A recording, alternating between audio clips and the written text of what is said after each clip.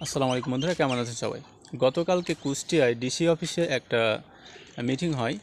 তো সেই মিটিংয়ে উপস্থিত ছিলেন কুষ্টিয়ার ডিসি সাহেব এবং সেখানে কয়েকজন ম্যাজিস্ট্রেট ছিলেন এবং সাথে ছিলেন অসংখ্য সাংবাদিক, সেই সাথে কিছু রাজনৈতিক নেতাকর্মীও ছিলেন। তো সেখানে এক আইনজীবী হঠাৎ করেই লালন মেলার জন্য যেসব সাধু সন্ন্যাসী আছে তাদের জন্য গাঁজাটাকে বৈধ করার প্রস্তাব রাখেন। তো আপনি চিন্তা করতে পারেন যে বাংলাদেশে 95% মুসলিম এবং সেখানে গাঁজাকে বৈধ করার একটা প্রচেষ্টা চালানো হচ্ছে। এবং দেখে খুশি হলাম যে কুষ্টিয়ার ডিসি সাহেব খুবই আন্তরিক এবং খুবই ভদ্র এবং মাদকদ্রব্যের প্রতি তার একটা অন্যরকম ক্ষোভ আছে।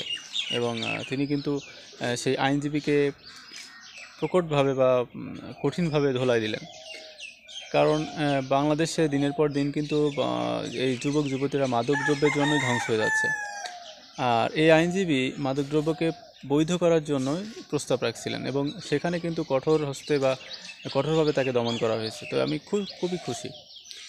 তো এই যে লালনের যে মেলা, এই লালনের মেলায় দেখবেন যে ওখানে যারা যায়, যেসব সাধু সন্ন্যাসী বা যারা ভক্ত আছে তারা ম্যাক্সিমামই গাঁজাখোর, ম্যাক্সিমামই বিভিন্ন নেশায় আসক্ত।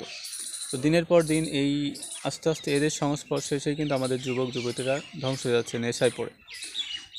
তো এই নেশার কারণেই সারা বাংলাদেশের যারা তরুণ প্রজন্ম আছে এদের ভবিষ্যৎ যেমন নষ্ট হচ্ছে, এদের হাত ধরে আরও যুবক যুবতীরা দিনের পর দিন নষ্ট হচ্ছে এবং বিভিন্ন সংসার বা পরিবার ভেঙে যাচ্ছে। তো যে পরিবারে একজন মাদকসেবী আছে তারাই জানে যে আসলে একজন মাদকসেবী যুবক বা যুবতী একটা সংসারে থাকলে কতটা জ্বালা বা কতটা বোঝা তারা সমাজের। তো যাই হোক, এই মিটিংয়ে কিন্তু ওই কঠিন ধোলাই দিয়েছেন আইনজীবীকে। তো খুবই খুশি হয়েছি আমি দেখে।